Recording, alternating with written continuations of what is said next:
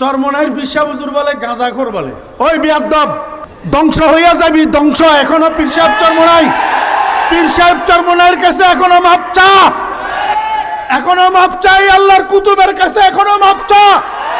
আমি ফরিদউদ্দিন বলে গেলাম ধ্বংস হইয়া যাবি। যার মুখ থেকে বাইর হইছে পীর সাহেব চরমনাই মিথ্যা কথা কয়, পীর সাহেব চরমনাই গাঁজা খায়, যার মুখ থেকে বাইর হইছে এখনো হুজুর জিন্দা আছে, মাপ চা, নতুবা ধ্বংস হইয়া যাবি।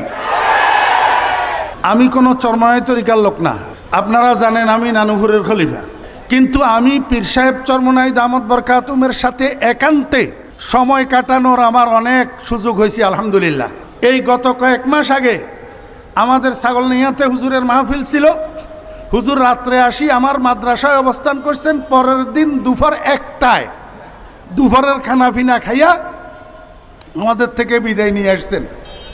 আমি একান্তে অনেক জায়গায় অনেকবার বর্তমান পীর সাহেব হুজুরের সাথে বসার, কথা বলার, একান্তে হুজুরের সান্নিধ্য পাওয়ার আমার সুযোগ হয়েছে। আমি দেখছি এই মানুষটা মাদরজাত ওলি।